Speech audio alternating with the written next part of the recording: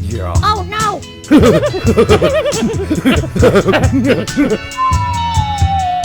Matt, what the hell was that? Wasn't me, coach. Welcome to the straight red card. Get off our lawn.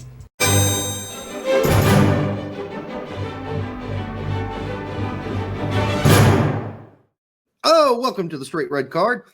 This time on this show, we just got done comparing 94 to the current team. We're going to compare the starting 11 of 98 to the current team and see what it turns out, what it looks like. We had a 6-5 break on the last one, so it's not like all the young kids are just, crushing the old guys right now. So we'll see. Let's start. And the great thing about this segment is that we don't have to do the 6 to 8 minute lead up into it where we talk about how some players aren't playing at higher leagues than others and so forth. Right. So we're just going to jump right into it, guys. And we've already bullshitted on segment 1 so long that we don't have anything left. We're just going to move right into this because we realize how long it's going to take. Yes, we shot our load on that first segment. All right. These are going to be 7 to 10 minute episodes, guys.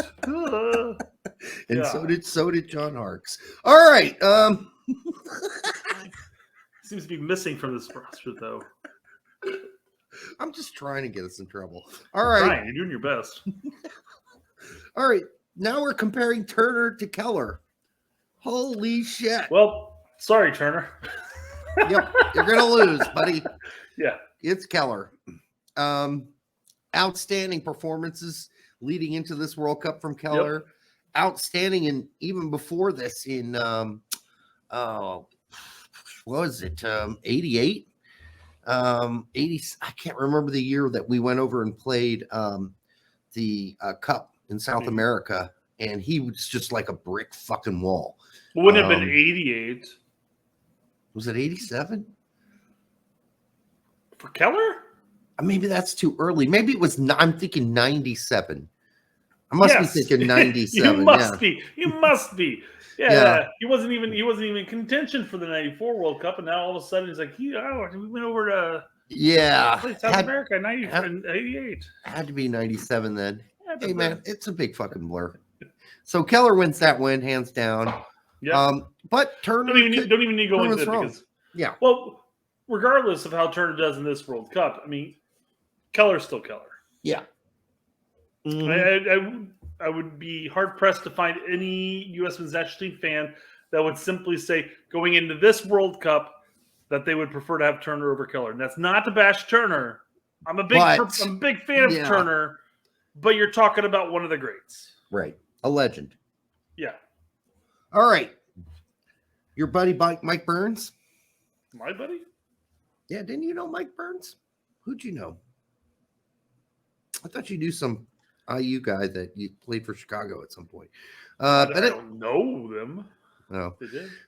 All right, and then that's versus Dest. I'm happy to give it to Dest again. Burns is a better defender, better athlete overall, I believe. But Dest got the skills, and he's got the offensive skills in this game that we play today. Yep. So, all right, so Dest, and then here's where interesting. I am definitely taking Dooley and Zimmerman because I ain't taking David Reggie. He was a flop, a complete flop as an American player. He was horrible. No. I mean, I guess he only really played that 1 year leading into the World Cup, probably qualifying in general, but. And he was one of those guys that we went out with intentions to get the switch to the USA from France. Mm-hmm. I mean, he had no shot at ever playing for France anyhow. And he turned out to be a very mediocre club player and a very mediocre pro and a very mediocre national team player. So I'm going Dooley, Zimmerman. Okay. I'm cool with that. All right. Jedi versus Pope. Now, it's a shame that Pope got moved out here because Dooley would do better at left back than Pope. Is this really what we played? Yeah. No shit. We played Pope at left back? Okay, let me pull it up here. That doesn't seem right. Yeah, Eddie Pope left back. That is insane. Why? He's just switched Dooley and Pope. That's a way better setup already. That's crazy. Maybe they're trying to play the Berhalter 3 center back thing and have Mike Burns run up into the attack. Could be. I don't remember it playing out that way, but No. All right. Okay, fine. Eddie Pope at left back. Well, in that case, he's going to lose to Jedi. Otherwise, I would be going with Eddie Pope and Dooley as my 2 center backs. Honestly, that's who I would pick over Zimmerman and Long. I pick Pope. Can we do that? Put Pope and Dooley as the 2 center backs? We got to take into consideration that Wikipedia has it right. No. I'm totally cool with that. But since Eddie Pope can play center back, let's move him and Dooley into center back, and you got Jedi at left back anyhow. So it's not like we're losing anybody. Okay, I'm cool with that because I had Pope regardless because Pope's a fucking beast. Yeah, but not at left back. I mean, he's fine, but he ain't bombing anywhere up the left wing. No, that's why I made that joke about the 3 center back thing. Mm-hmm. It was a sad joke, but I don't remember this first game versus Germany very well. I just remember it wasn't good. It was a not loss. Good. Well, let's rehash. It was a 2-0 loss. Klinsmann scored on us. Yep. Bastard. And who's that? Mulka? Mueller? Mueller? Is that Mueller? Yes. Andreas Mueller. Okay. It's so small. I'm sorry. Forgive me. I'm straining to see this. But that was a pretty good team. I was really thrown for this. I mean, we always talk about the lineup that Samson threw out. But I'm like looking at this going like, I don't know what I'm seeing here. Because I mean they had Stewart in the midfield, and I'm gonna butcher that last name. Ryan Masino. They had him at right wing, even though he's a D mid, if I recall correctly. Let me verify that real quick. He's just midfielder, yes. Okay, but go back to that anyhow, because you got a left wing and a right wing. Yep. Kobe was left. They say Brian was right. But I would have thought that Stewart would have been more right. Stewart played a lot of midfield in Holland. Yep. That might mix up our my setup here. But all right, well let's look at it. Here's what I have. No, I'd say that's still reliable. Although I think Reyna would have been more holding. Although you had to put somebody up there, I would have guessed it would be probably Chad Deering. But nevertheless, if I'm looking at the 2 pivots, I'm still going with Musa and Adams. Deering there was some real hope he could turn into something really special, and he went over to Germany for a while, but it's not like what these guys are doing, Musa and Adams. And then it gets tough because it's Stewart versus Reyna, and that's going to be Reyna again.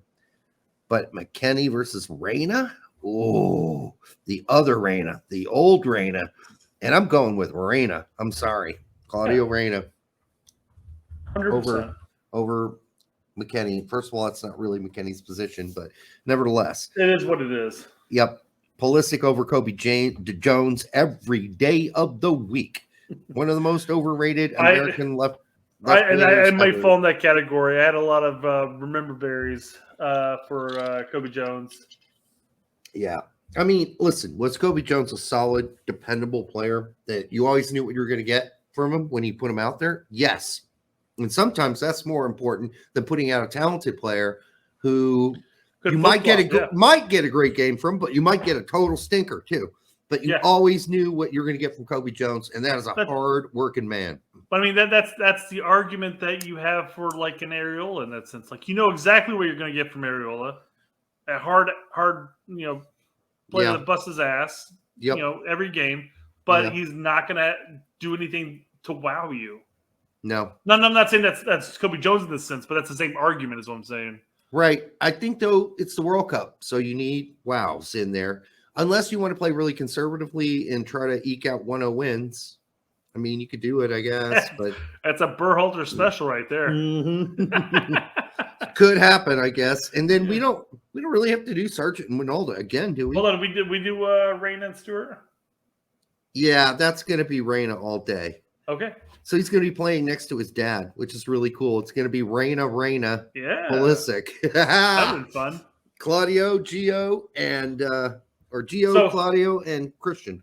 So in the 98 roster that I had initially had set up for myself here, I had Winalda over Sargent in this one. I had Sargent over Winalda in the 94 one, but I agreed with you in the end that the balls to the wall type of chip on your shoulder, blue collar work ethic. I'm not discrediting his technical ability either. Winalda. I mean, he's a prolific scorer when he A lot plays. better than people think. Yeah. So yeah, no, 100%. I was just going based off of where they played at that stage in their career, and yeah, that's why I picked Sargent for 94. But I definitely took Winalda in 98 because I mean, hell, he came back to MLS and he was scoring goals and buckets, and he was just confident and cocky and what you want in a striker.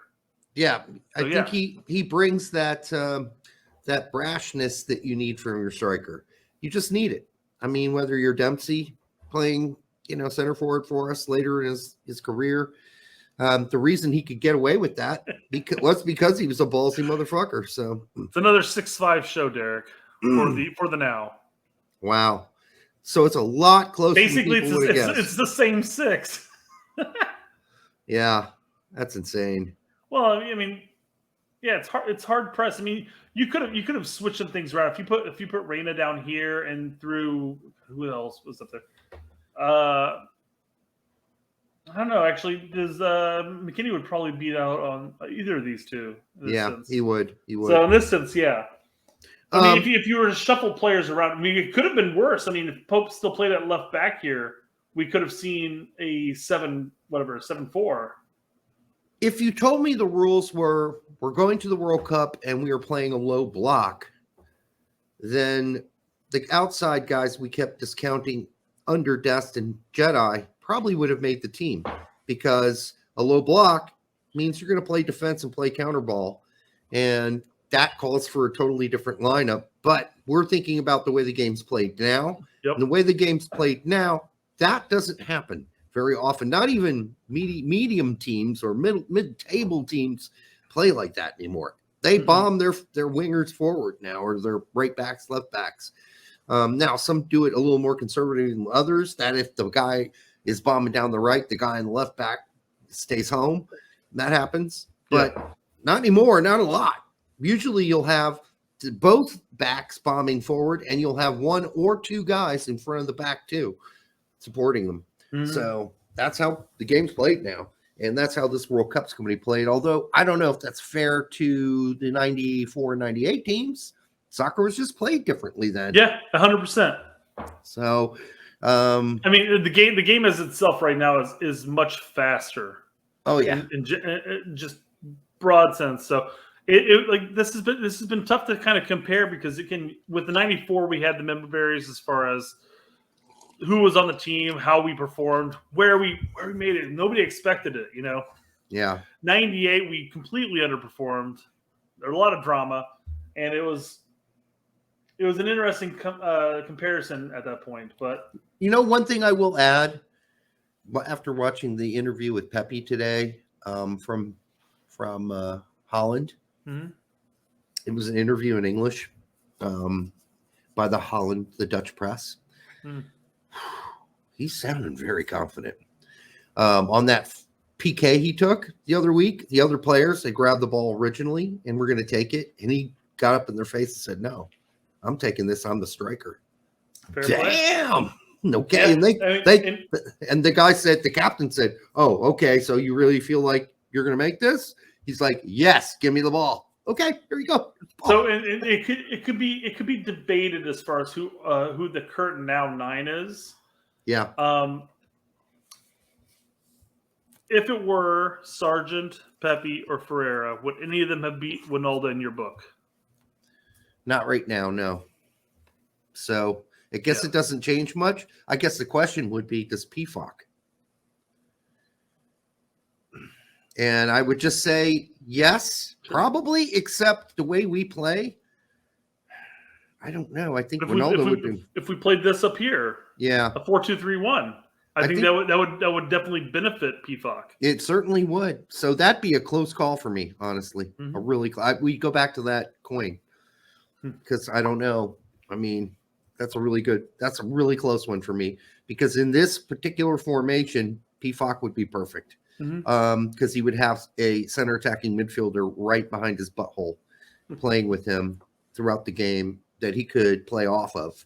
In our case, in a perfect line, it would be Claudio Reyna he's playing off of. So that would be interesting for sure.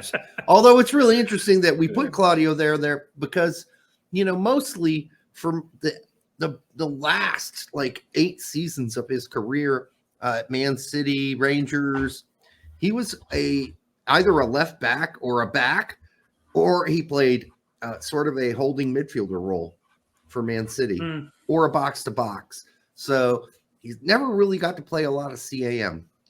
Well, and that's the tricky part, and quite frankly, because I was looking at when I put Reyna at that point, I was looking at it more like he was controlling the midfield and playing it out more so than playing as a cam. And I don't really know. Like I said, maybe Deering plays the CAM in the 94 if they line up like that instead, and Reyna is sort of holding with Masno. So I don't know. It is hard to say because we're putting down a formation that the 94 team never played. So they never played that formation. Speaking of just random player talk here, Brian, and I'm going to butcher his name. So what did you say it was? Masanov. He was Masonov, if you really want. Yeah. He was the assistant coach at IU for about 8 years. Yeah. You stumble across him at any time in your time in Bloomington? I did not. No. I just knew the legend. You're saying that while we had our show at the beginning, you're living in a city with a U.S. men's national team legend. Yes, I was, but I was living I knew the head coach. Both of them. I did not know Masino or Masino. Nope. I knew could have had I knew the Yeagley. I knew the Yeagleys. We were like, nah, I'm not going to put that much effort into it, guys. This is just a silly podcast. I did a sports marketing panel with the younger Yeagley, and I was at the same. Is Todd the younger one? Yes. Okay. So what's his dad's name? I'm spacing that. God damn, my memory sucks. Probably like Mike. It's something simple. Steve Yeagley? Yeah. So the older guy's really super nice guy. I mean, one of the nicest guys you will ever fucking meet. I've met him like 3 times. I had dinner with him once. Just a super fucking great guy who loves talking soccer. So fascinating guy to be around. All right. That does it for this segment, folks. We'll be back live again on Monday. Hopefully we'll have some things to talk about over the weekend. Lots of things happen. I guess we could have done a whole segment on Leeds today, but I guess in fairness, as we're rolling into about almost an hour here, we probably could have stretched this into an actual live stream, but I think the recorded videos probably benefits us best. Yeah, for now. In this situation. Yep. So make sure you like it, subscribe, and share it with your grandma. And we'll be back, like I said, on Monday. All right. Cheers, guys.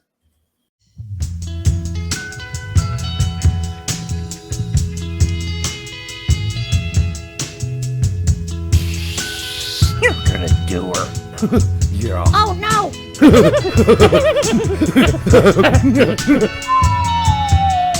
Matt, what the hell was that? Wasn't me, coach. Welcome to the Straight Red Card. Get off our lawn.